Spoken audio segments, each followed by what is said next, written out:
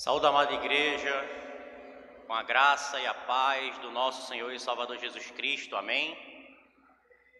Como é bom, mais uma vez, encontrar os irmãos após esse feriado, juntos na casa do Senhor, para reconhecer que o nosso Deus tem sido bondoso, gracioso e misericordioso para com todos nós e tem nos atraído para perto de si, para juntos aqui como seu povo bendizermos e adorarmos o seu santo nome. Para iniciarmos o nosso culto, eu peço que os irmãos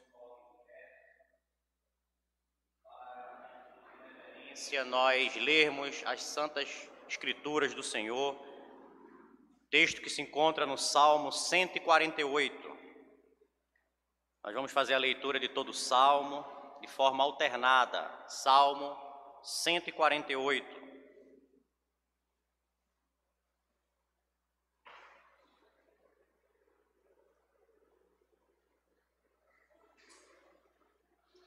Eu vou iniciar a leitura do texto e os irmãos seguem no versículo subsequente. Diz assim a palavra do Senhor: Aleluia! Louvai ao Senhor do alto dos céus, louvai-o nas alturas.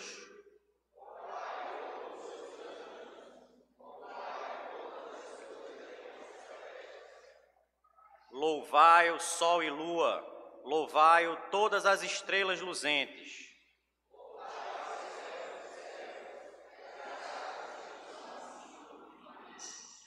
Louvem o nome do Senhor, pois mandou Ele e foram criados.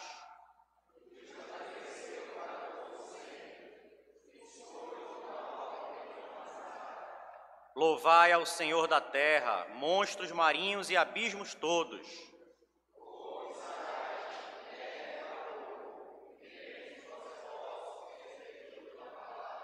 Montes e todos os outeiros, árvores frutíferas e todos os cedros.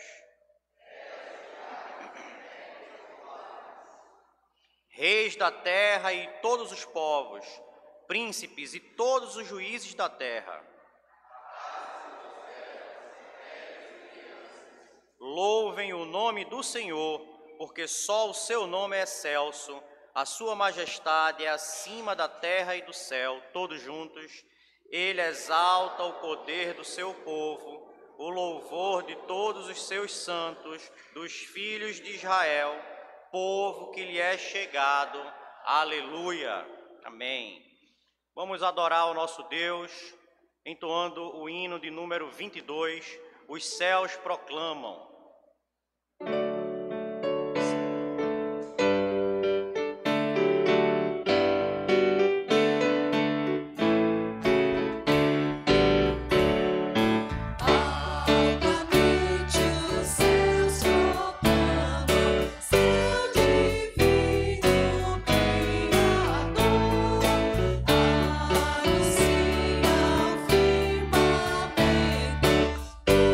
Tuas obras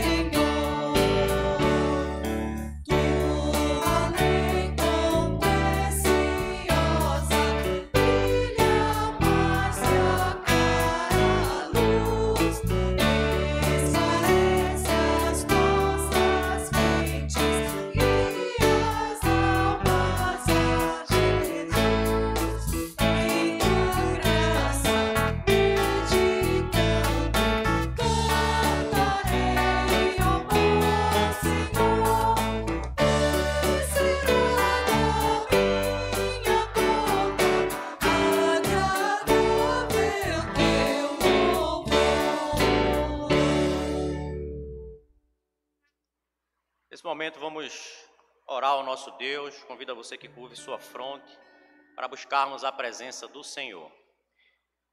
Pai bendito, quão maravilhoso és, Senhor. Quão maravilhoso é estar na tua presença, Senhor, ladeado pelos teus santos, eleitos, regenerados, pelo sangue do nosso Senhor e Salvador Jesus Cristo, feitos filhos de Deus, povo, rebanho do teu pastoreio, Senhor. Como é bom, Senhor, estar na tua casa de adoração, poder abrir as nossas vozes para bendizer, Senhor, o quão maravilhoso tu és, o quão bondoso, misericordioso e gracioso, Senhor. Como é bom, Senhor, estar na tua casa de adoração, na certeza da esperança do dia de Cristo Jesus, que alegra a todos nós, Senhor, e nos fortalece para a caminhada cristã. Tu és um Deus maravilhoso, assaz benigno, que tem, ó Deus, derramado bênçãos sem medida sobre as nossas vidas. Bênçãos diárias, ó Deus, as quais muitas vezes nós nem a percebemos, Senhor, porque são livramentos, é proteção que muitas vezes nós não conhecemos. E outras vezes, ó Deus, tu tens sido bem presente e perceptível, ó Deus, através das tuas ações, do teu conduzir das nossas vidas. E nós te louvamos por isso e te agradecemos pela tua muita bondade. Muito obrigado por este dia, Senhor, por essa grande oportunidade de sentarmos à mesa do Rei. Fica conosco nesta manhã. Abençoa cada um dos irmãos que aqui estão. Abre-lhes os corações, ó Deus, tanto para que o louvor que saia da sua boca seja um louvor agradável ao teu santo nome, mas que também, Senhor, os corações estejam abertos para receber a tua palavra que será proferida por ti através do teu servo, o reverendo Antônio Fontes. Dai-nos uma manhã na tua presença. Mais uma vez te louvamos em gratidão por tua muita boa vontade para conosco. É assim que nós te oramos, em nome do teu Filho amado, nosso Senhor e Salvador Jesus Cristo. Amém. Meus irmãos, ainda de pé, nós vamos agora continuar adorando o nosso Deus, desta feita com os nossos dízimos e ofertas. O dízimo é uma ordenança do Senhor para o seu povo, mas talvez mais do que uma ordenança, ele é um privilégio daqueles que fazem parte da família de Deus e que entendem que tudo procede do Senhor, tudo que temos procede do trono de graça do nosso Deus. E assim como atitude de fidelidade, o povo de Deus é chamado a dizimar, a trazer a 10ª parte daquilo que tudo que o Senhor tem lhe dado, para que haja manutenção na casa do Senhor, para que as igrejas, e esta igreja em especial, continue com suas portas abertas, anunciando o Evangelho Salvador de Cristo Jesus. Os irmãos poderão fazer isso, trazer os seus dízimos e ofertas ao gasofilácio, enquanto nós vamos louvar a Deus com um cântico. E você que nos visita, não se sinta de alguma maneira constrangido a participar, mas se Deus colocar o desejo no seu coração, faça-o com alegria.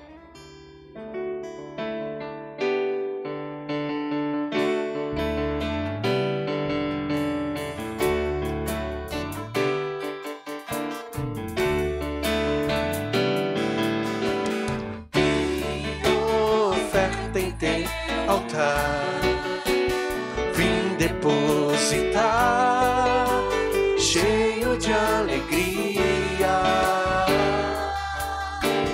Meu viver é te servir e quero contribuir com tua obra todo dia.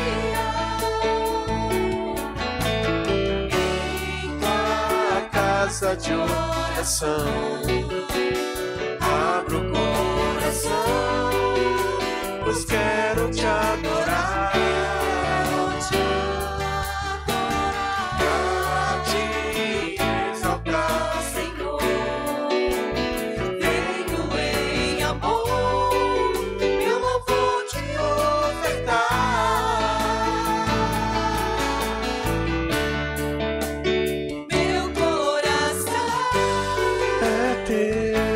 Senhor, minha intenção é o teu louvor.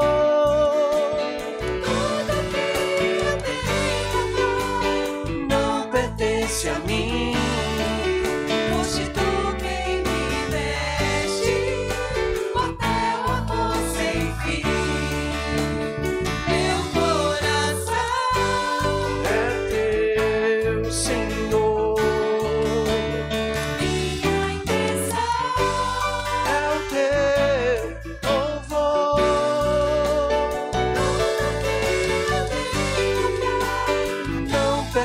deste a mim. Foste tu quem me deste o teu amor sem fim. Foste tu quem me deste o teu amor sem fim. Foste tu quem me deste o teu amor sem fim.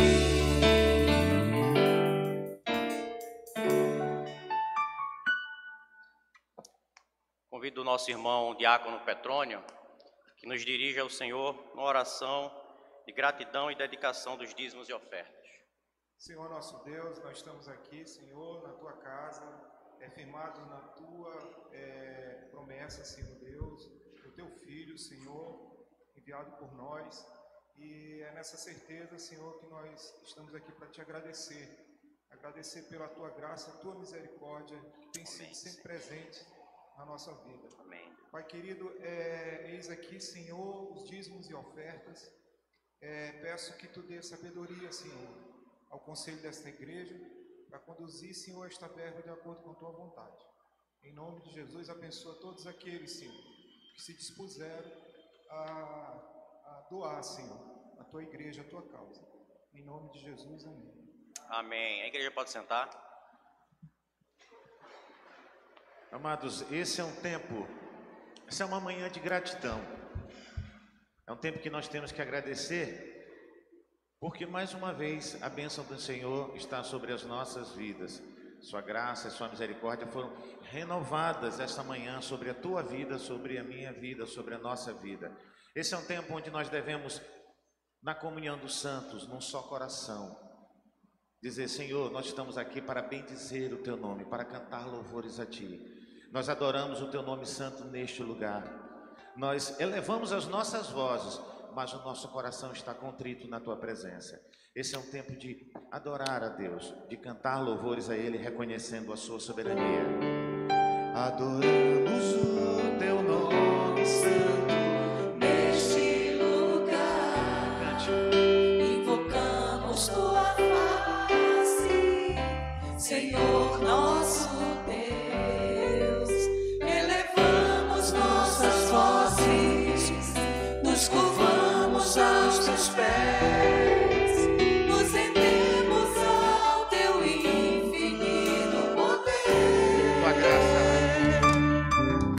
Tua graça manifesta agora, vem nos moldar. Toma nossa vida e faz assim o teu querer.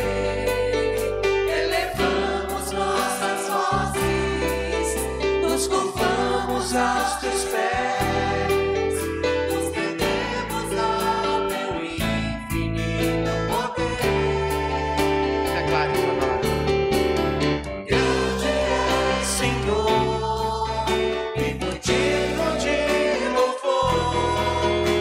Tua glória seja vista em nosso viver.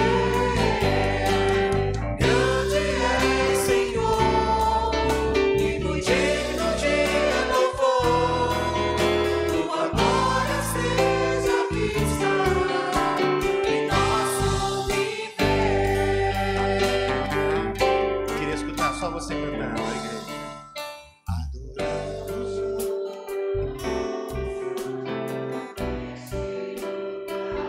Aleluia.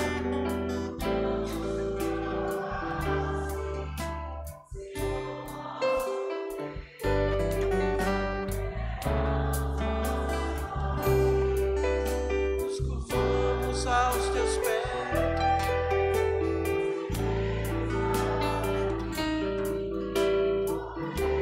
Tua graça manifesta.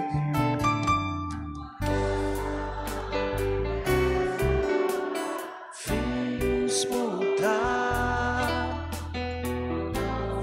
e faz assim teu querer.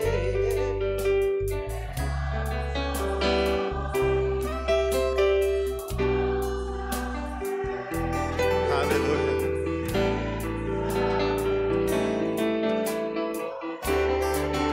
Bem forte agora.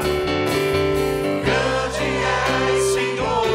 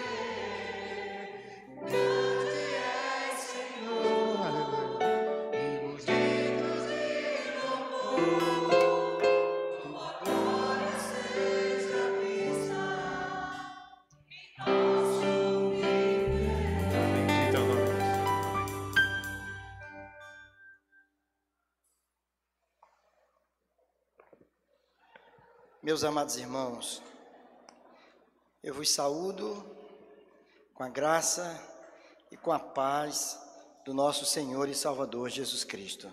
Amém? E louvo a Deus pela alegria e pela bênção deste momento. Estar na presença de Deus é algo que não se pode comparar com absolutamente nada nesta vida. Nós, pecadores, falhos, tantas vezes entristecemos ao Senhor nosso Deus com as nossas vidas, sendo acolhidos por um Deus santo, misericordioso, amoroso, que não nos trata segundo os nossos pecados, mas que em Cristo Jesus nos redime, nos salva, nos transforma, nos acolhe no seio da sua família, que é a igreja, e quando nos reunimos para cultuá-lo, ele se alegra com os nossos louvores, e ele, pela ministração da sua palavra, ele fala ao nosso coração. Eu oro a Deus que todos sejamos abençoados nesta manhã com uma palavra. Esse é o método de Deus edificar a sua igreja. É através da exposição da palavra, da pregação da palavra. E é pela palavra que Deus fala ao nosso coração. É pela palavra que Ele nos convence daquilo que precisa ser mudado em nossa vida. Pela palavra que Ele cura as feridas da nossa alma, que Ele nos coloca de pé, que Ele traz um ânimo novo para nós e a vontade de permanecer servindo a Ele. Deus faz maravilhas através da sua palavra. E a minha oração nesta manhã, Deus possa operar grandemente nos nossos corações, para a honra e para a glória do seu nome. Queridos, nós vamos abrir as nossas Bíblias na carta do apóstolo Paulo aos Romanos.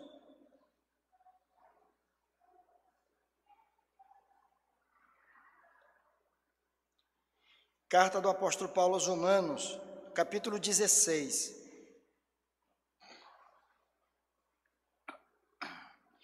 E nós vamos ler os versos 21 a 24. Romanos 16, de 21 a 24. É o último capítulo de Romanos. E nos diz assim, então, a palavra do Senhor. Saúda-vos, Timóteo, meu cooperador, e Lúcio, Jason e Sosípatro, meus parentes. Eu, Tércio, que escrevi esta epístola, vos saúdo no Senhor. Saúda-vos, Gaio, meu hospedeiro, e de toda a igreja. Saúda-vos, Erasto, tesoureiro da cidade, e o irmão Quarto. A graça de nosso Senhor Jesus Cristo seja com todos vós. Amém. Vamos orar? Senhor, nosso Deus, nosso Pai, nós te agradecemos, Senhor, pela tua palavra bendita, e porque sabemos que é por ela, através dela, e pela ação do teu Espírito Santo, que o Senhor edifica a tua igreja. Sabemos que através dela que o Senhor traz conforto e ânimo aos nossos corações.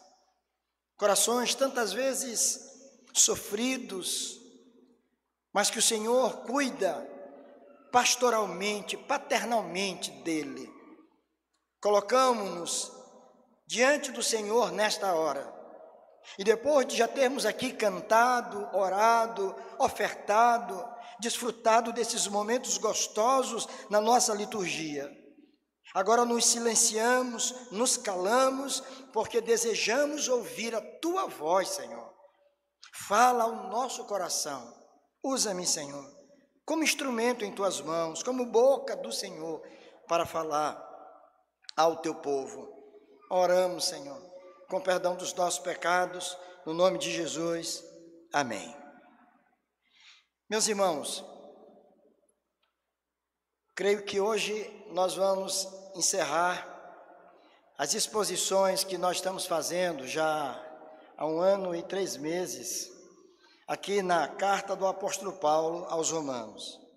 Há 1 ano e 3 meses atrás, começamos a exposição, sessão por sessão, verso por versos, parte por parte, desta tão importante carta do apóstolo Paulo.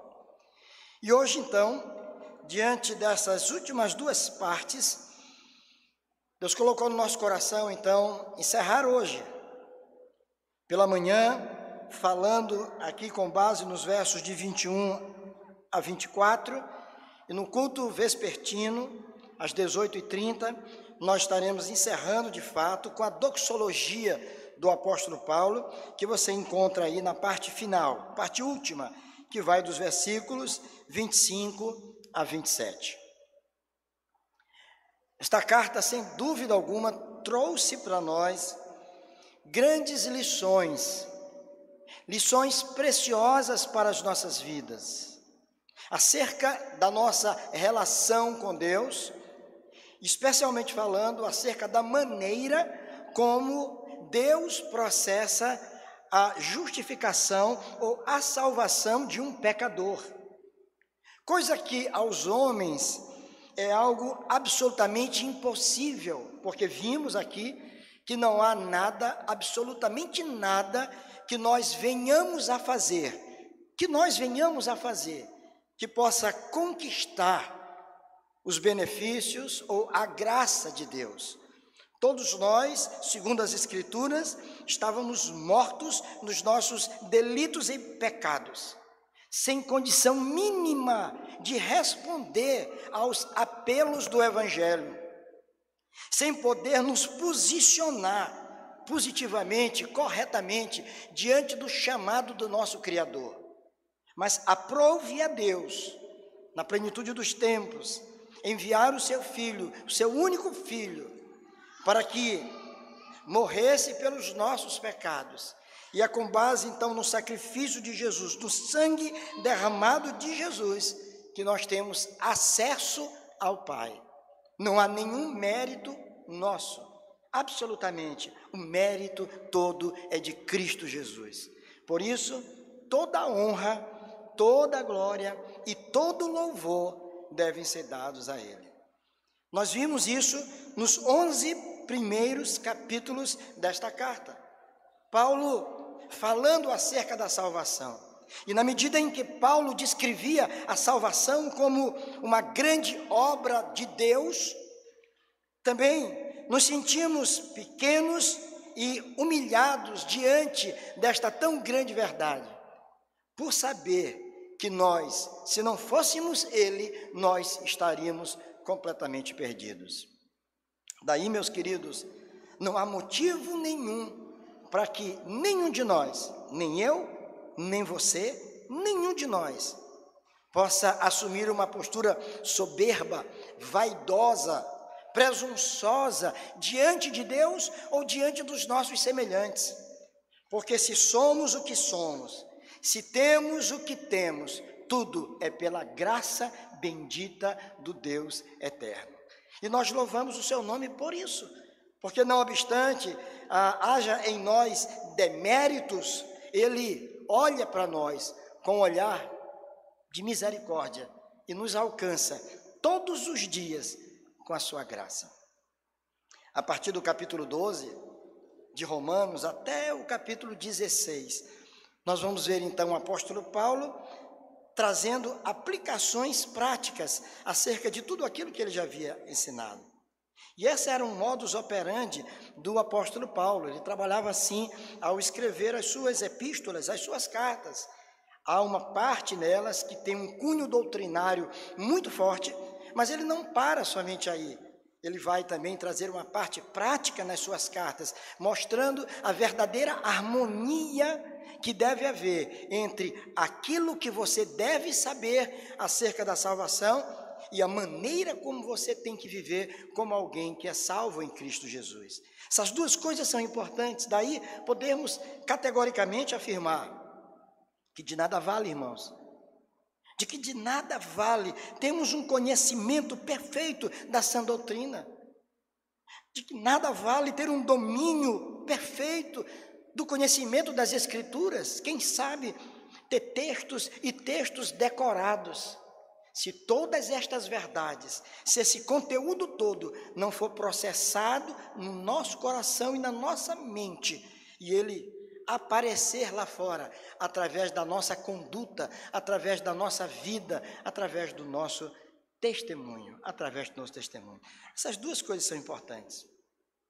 Paulo, e nós já falamos sobre isso aqui em outras oportunidades, Paulo mostra de forma muito clara de que o seu cuidado pastoral não estava atrelado, isto é, não estava ligado tão somente ao ensino, tão somente ao conteúdo daquilo que ele haveria de transmitir para os seus irmãos. Mas Paulo estava preocupado com uma outra e importante dimensão da jornada cristã, porque Paulo está escrevendo não para irmãos individuais, Paulo está escrevendo para uma comunidade cristã que estava em Roma. Paulo demonstra claramente o seu cuidado para com a vida comunitária, para com a maneira com que os irmãos se relacionam dentro da própria igreja. Isso para nós é um desafio, especialmente nos dias em que nós vivemos, nos dias tão difíceis, marcados por tantas diferenças, por tantos conflitos, por tantas queixas entre pessoas. São familiares que já não conseguem caminhar juntos, são vizinhos que já não conseguem nem sequer se cumprimentar. E para nossa tristeza, esse fenômeno muitas vezes acontece dentro da própria igreja de Cristo Jesus, com a presença de mágoas, com a presença de chateações que impedem que possamos viver uma comunhão perfeita. Quando Paulo chega na parte final da sua carta, e aqui nesses versos 21 a 24, estando ele lá em Corinto, ele estava em Corinto quando escreveu esta carta, e ele envia esta carta através das mãos de Febe, cujo nome aparece nesses 2 primeiros versos do capítulo 16. Ele escreve, e ela é exatamente a pessoa que vai levar esta carta aos irmãos que estavam em Roma. O que é importante perceber nesses versos 21 a 24 é que Paulo não estava sozinho. Paulo estava acompanhado de outros irmãos. Isso para nós é relevante. É uma informação preciosa. Por quê? Porque não obstante Paulo ser quem ele foi, um baluarte da fé cristã, um pastor zeloso, um missionário, um desbravador da fé cristã, mas ainda assim ele não se bastava a si mesmo, ele não trabalhava sozinho, ele não caminhava isolado. Paulo tinha ao seu lado outras pessoas que o auxiliavam, pessoas que estavam ao seu lado. Isso para nós tem uma significação muito importante, porque a fé cristã, ela não pode ser vivida de forma solitária, como pensaram os monges na Idade Média, aqueles cristãos que, por causa do desejo que tinham de desfrutar de uma comunhão mais íntima com Deus, entendendo que o mundo estava destruído, marcado pelo pecado, eles se isolavam em comunidades escondidas, fora do convívio social. E outros até viviam completamente isolados, sozinhos, como os ermitões. A vida cristã não é para ser vivida de forma solitária, mas de forma solidária. Precisamos caminhar juntos, precisamos uns dos outros, precisamos estar ao lado dos nossos irmãos, Precisamos ser auxiliados por eles e também auxiliá-los para que juntos possamos cumprir a missão que a nós foi confiada. Isso fica muito claro quando Paulo escreve aqui, porque senão, observe na palavra, no verso 21, olha o que Paulo diz. Saúda-vos, Timóteo. Timóteo é uma figura conhecida. Timóteo foi um filho na fé do apóstolo Paulo. Era um jovem pastor, mas que foi instruído pelo apóstolo Paulo. E ele que cresceu diante dos seus olhos, era agora um homem dedicado e consagrado ao Senhor. E Paulo, então, faz menção ao seu nome. E ele diz, saúda-vos, meu cooperador. Vejam bem o que ele diz acerca de Timóteo. Esse que está comigo aqui, ele está mandando lembranças, saudações para vocês. Vocês se reúnem aí e nós estamos aqui. E Timóteo, o meu cooperador. Isto é, Timóteo era alguém que trabalhava com ele. Cooperar significa operar junto. Operar junto. Copiloto, co-pastor, cooperador. É aquele que opera junto. E ele, se referindo a Timóteo, ele diz, ele é meu cooperador. Eu não faço nada sozinho. Não somente eu devo ser lembrado no que diz respeito ao crescimento da igreja, mas aqui está Timóteo, meu cooperador, trabalhou comigo, sofreu comigo, se alegrou comigo, esteve sempre ao meu lado. Esse é quem está mandando lembranças a vocês, ele está saudando a vocês. E ele diz mais, não somente Timóteo, mas ele faz menção de 3 outras pessoas. Lúcio, que alguns acreditam ser o médico Lucas, ele faz menção de Jason e Sosípatro. São nomes, esses 2 últimos aí, 2 nomes assim meio diferentes. E ele, se referindo a eles, diz, esses são meus parentes. Paulo utiliza essa expressão parentes, não simplesmente, não necessariamente, para dizer que eles eram consanguíneos, de que eles eram primos, alguma relação familiar entre eles, de parentesco, mas como patrícios, como judeus, como pessoas que tiveram a mesma herança cultural, a mesma herança religiosa. Então ele diz, olha, aqui está Timóteo, meu cooperador, mas aqui temos Lúcio, Jason e Sosípatro, eles são meus parentes, eles estão juntos comigo, nós temos uma herança em comum, fazemos parte do mesmo povo, estamos juntos, não somos inimigos, somos parceiros, estamos ligados, atrelados por um laço muito mais forte do que o laço da consanguinidade, mas dos laços da fé cristã, que são muitas vezes mais fortes do que os laços consanguíneos. E ele continua. No verso 22, há algo que você, se olhar com muito cuidado, você parece que esse texto não era para estar aí. É como se ele descaracterizasse tudo que está escrito aí. Porque o texto diz assim, eu, Tércio, que escrevi esta epístola, vos saúdo no Senhor. Eu, Tércio? Aí você vai dizer assim, não, peraí, pastor. Vamos parar agora aqui, vamos baixar a Bíblia, vamos conversar.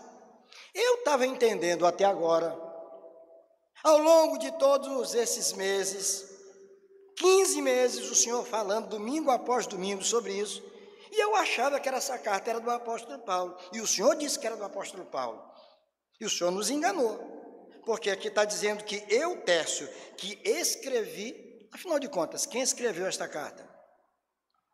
Foi Paulo? Ou foi Tércio? Bem, nós não vamos aqui fazer uma apologia àquele antigo programa na televisão que era Você Decide, você toma a decisão. Não, não é isso, jamais. Na verdade, quem escreveu foi Tércio.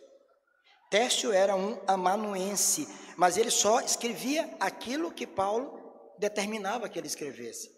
Paulo tinha um amanuense, isto é, o amanuense era aquela pessoa que funcionava como a mão daquele que ia escrever. é quem ditava, é quem dizia o que era para ser escrito. E Paulo precisava necessariamente de um amanuense. Há porções bíblicas onde Paulo diz: eu mesmo, apóstolo Paulo, de próprio punho escrevo. Paulo ainda tinha um problema de visão, mas aqui quem escreve é Tércio. Tércio era um funcionário de Paulo, vamos assim dizer. Tércio era alguém que estava a serviço de Paulo, um subalterno que cumpria as suas ordens, não escrevia nada que não fosse determinado por ele. Mas Paulo permite que o nome de Tércio apareça aqui, dessa forma. É como se Paulo tivesse naquela hora, ditando para ele, diz: Tércio, vem cá, agora você, escreve tu mesmo aí. Bora, meu querido, é você. Sabe o que Paulo está fazendo aqui? Querendo dar o crédito para aquele que realmente merecia. Ele queria dar o crédito. Paulo era assim. Paulo não estava querendo tudo para ele, ser ele tão somente o reconhecido, o homem visto pelos seus prodígios, por aquilo que realizava. Ele disse: não, vem cá, Tércio, ninguém te conhece, você é um ilustre desconhecido, você está à sombra de tudo que eu tenho feito, mas vem cá, eu sei do teu valor, Tércio, eu sei o quanto tu é importante para mim, tu és as minhas mãos, tu é a minha mão, Tércio, eu quero que você mesmo escreva. Pega, escreve essa parte aí, vamos embora, você vai trazer a sua saudação, é você. E ele coloca: eu, Tércio, que escrevi esta epístola, vos saúdo no Senhor. Gente, eu me encanto com o apóstolo Paulo. Eu me encanto com essas atitudes do apóstolo Paulo. E eu peço a Deus: Senhor, ajuda-me a aprender a ser assim como Paulo. Ajuda-me a reconhecer exatamente aqueles que estão comigo trabalhando, que eles não fiquem escondidos e esquecidos num canto qualquer. Mas aqui está Tércio sendo lembrado. E Paulo permitiu que assim acontecesse. Paulo era um instrumento usado por Deus. Tércio era apenas o funcionário que escrevia. Mas ele continua. E ele diz aqui: saúda-vos Gaio. Olha o que ele vai dizer de Gaio. Gaio, meu hospedeiro. Alguém que abriu as portas da sua casa para que eu pudesse entrar. Gaio foi o homem que teve a coragem de me hospedar. Eu dei trabalho a ele, eu me alimentei na casa dele, eu fui acolhido por ele, pela sua família. Que coisa maravilhosa! Esse homem fez, não somente isso, ele fez da sua casa uma congregação. Porque ele diz assim: meu hospedeiro, e de toda a igreja. A ideia aqui é que na casa de Gaio funcionava uma espécie de uma congregação. Os irmãos iam para lá para se reunir, para aprender da palavra de Deus. Saúda-vos, ele diz mais, Erasto. Erasto era um homem que ocupava uma função na sociedade de então, ali em Corinto. Ele era o tesoureiro da cidade. E também o seu irmão Quarto. Ele lembra dessas duas figuras, tanto Erasto quanto Quarto. E ele termina então essa sessão dizendo: a graça de nosso Senhor Jesus Cristo seja com todos vós. E diante de tudo isso, irmãos, eu chego a uma conclusão. Diante das palavras que eu encontro aqui nesses 4 versículos, eu chego a uma conclusão muito simples. Que conclusão é essa? É de que nós, como crentes em Cristo Jesus, eu e você, meu irmão, minha irmã, nós devemos considerar melhor aqueles que caminham conosco na fé. Devemos considerar melhor aqueles que caminham conosco na fé. Facilmente nós nos queixamos. Facilmente nós nos aborrecemos. Facilmente nós até mesmo eliminamos da nossa convivência aqueles com quem nós não simpatizamos, muitas vezes, porque pensam em algumas situações um pouco diferente da gente. Isso é algo terrível. Isso é algo triste. Isso não pode acontecer de forma nenhuma no meio do povo de Deus. O Senhor nos chamou para viver intensamente o amor de Cristo, amando-nos uns aos outros, considerando-nos uns aos outros superiores a nós mesmos.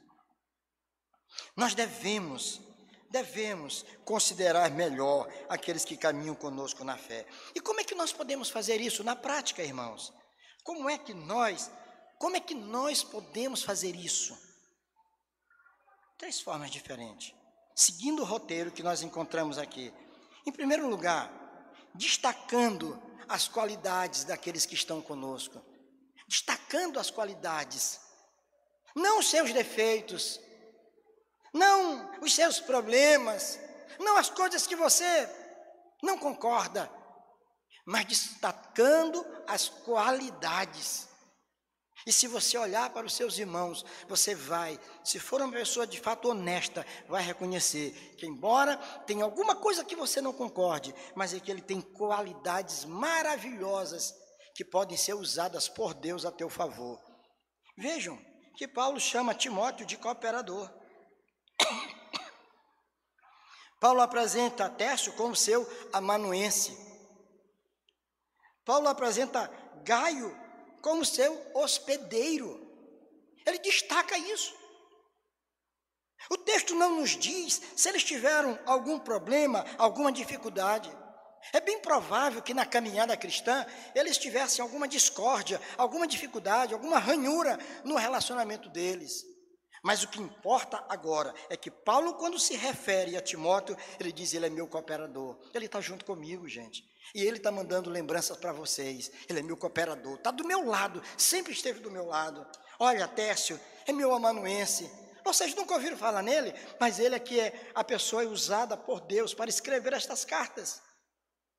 Olha, Gaio me hospedou na casa dele, ele tem um coração grandioso, o coração dele está aberto para me receber. Olha aí, isso nós podemos fazer, destacando as qualidades daqueles que estão conosco.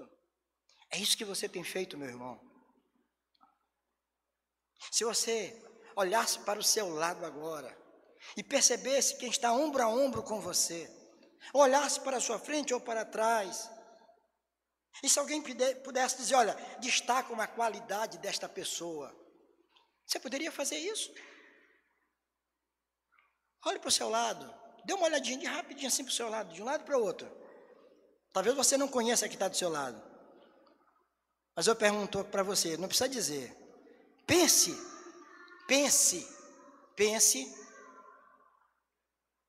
qual a qualidade que você destacaria nessa pessoa?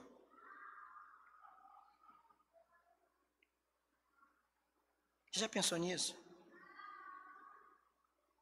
Às vezes você olha para o irmão, ele convive com você há tanto tempo, e você não tem nada a dizer sobre ele.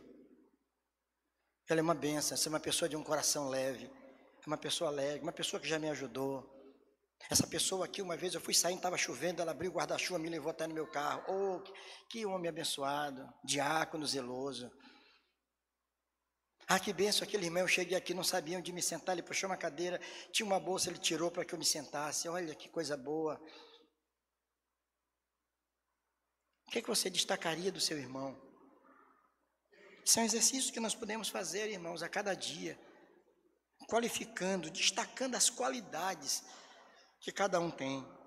Mas não somente isso, nós devemos considerar melhor aqueles que caminham na fé conosco, não só destacando as suas qualidades, como fez Paulo, mas reconhecendo a sua real importância.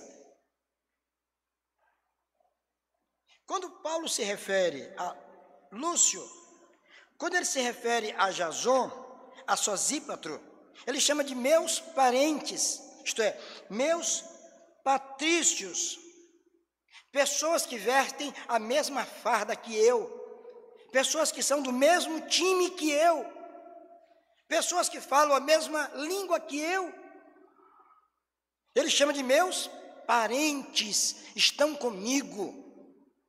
Sabe, quando a gente olha para o lado e você percebe que a pessoa que está ao seu lado não é inferior a você, mas é um parente, é igual a você, semelhante a você, vestem a mesma farda, jogam no mesmo time, vamos assim dizer, tudo se torna diferente. Você olha para o lado e diz, bem, eu estou cercado de quem? De inimigos? Não, eu estou cercado de amigos, eu estou cercado de irmãos, eu estou cercado de parentes. A Bíblia diz que há amigos que são mais chegados que irmãos. Você está no meio de amigos, de irmãos, de pessoas que foram alcançadas pelo Evangelho de Cristo Jesus. Todos nós fomos alcançados e fomos feitos família de Deus. Precisamos uns dos outros, nós nos conhecemos bem, somos parentes. Está aí um campo missionário difícil de atuar, em meio aos parentes, porque os parentes nos conhecem, a família nos conhece, sabem como nós somos, como reagimos diante de certas situações, conhece os nossos defeitos, as nossas manias.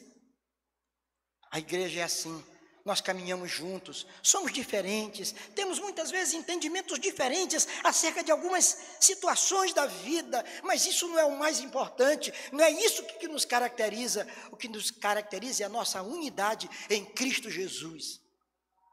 Paulo olha para Lúcio, para Jason, para Sosípatro e diz, olha, esses aí, eles mandam lembranças para vocês, eles são meus parentes, são irmãos, patrícios, estamos juntos, eu os amo, fazem parte da minha vida.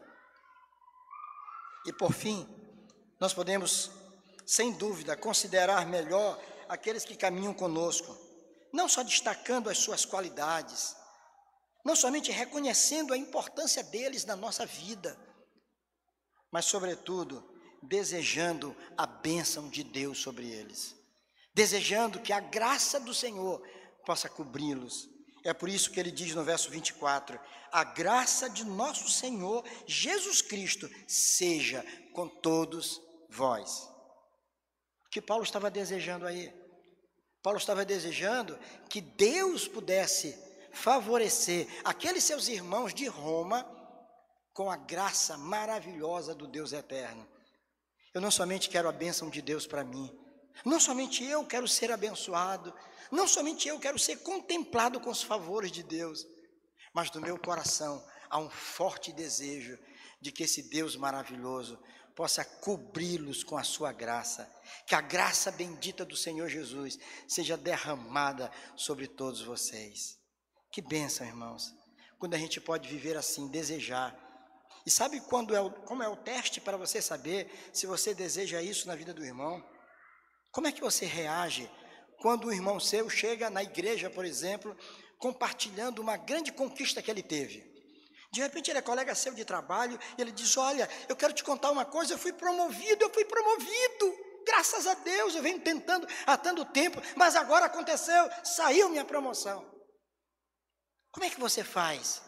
Você se alegra com a promoção dele que saiu, ou você se entristece com a sua que nunca chegou?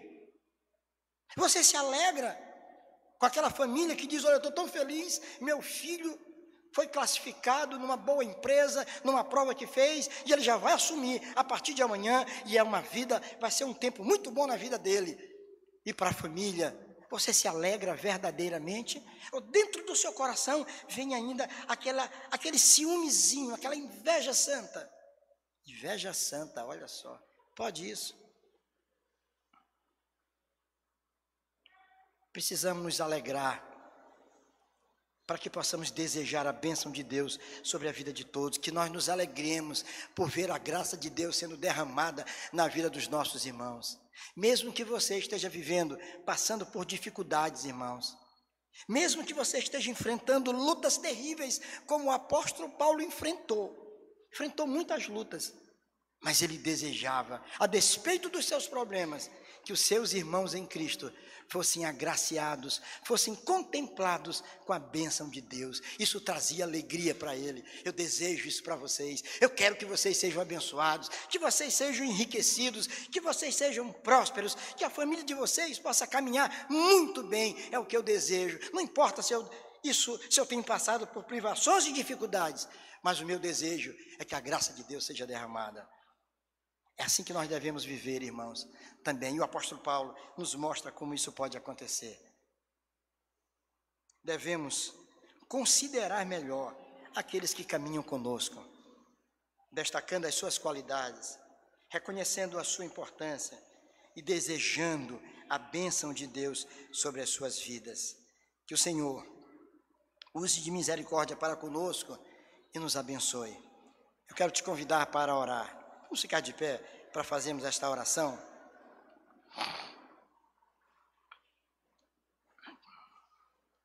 Senhor amado, como é maravilhoso viver a vida comunitária, a vida da igreja. Mas como muitas vezes é difícil, Senhor. Somos diferentes. Temos reações tantas vezes diferentes. Pensamentos acerca de algumas coisas que não são tão importantes, mas diferentes. Gostamos muitas vezes de coisas diferentes. Mas o Senhor fez de nós um em Cristo Jesus. Fomos formados em família do Senhor. Pedimos a Ti, Senhor, que em nome de Jesus nos dê a bênção de viver de forma harmoniosa, Senhor. Que o Senhor nos dê a bênção de caminhar juntos como irmãos em Cristo Jesus que somos, vivendo sob a orientação do Senhor nosso Deus. Abençoa, Senhor, a Tua igreja. Abençoa os meus irmãos. Visita cada coração com graça e misericórdia, Senhor. Derrama sobre todos a bênção que o Senhor tem reservado para todos aqueles que te amam. Oramos no nome de Jesus. Amém, Senhor. Amém. Permaneça em pé.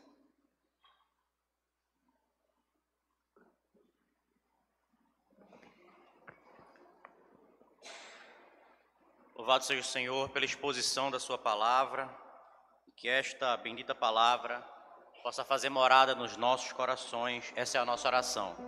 Vamos mais uma vez louvar ao nosso Deus, esta feita com o hino Refúgio Verdadeiro, de número 145 do nosso inário.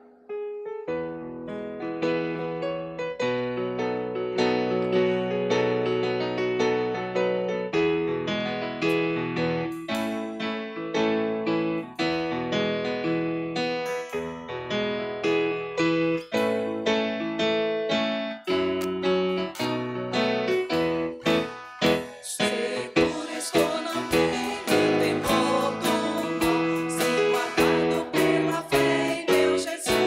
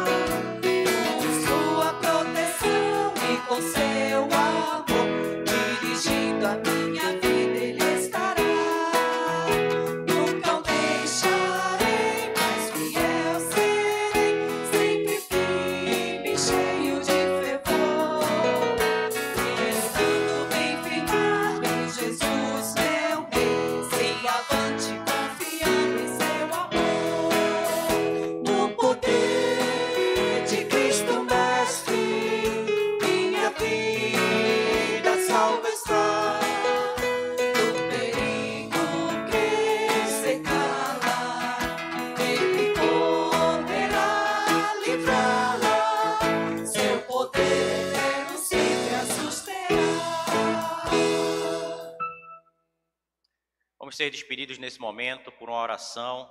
Convido o presbítero Saulo, que assim nos dirige a Deus nessa oração, e logo após o reverendo Antônio Fontes impetrará a bênção apostólica.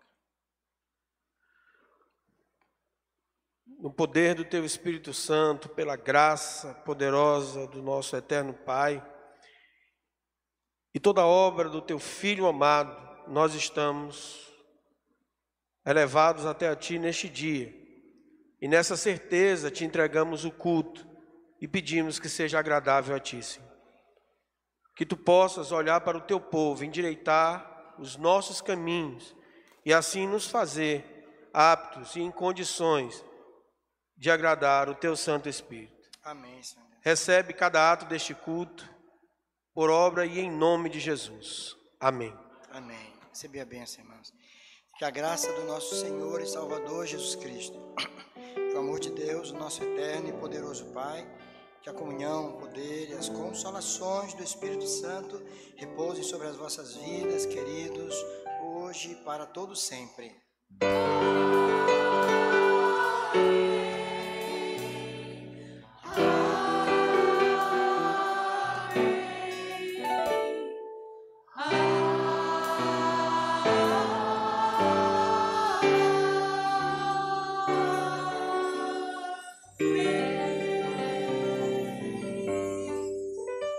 Os irmãos sentem por alguns instantes. A gente tem algumas informações.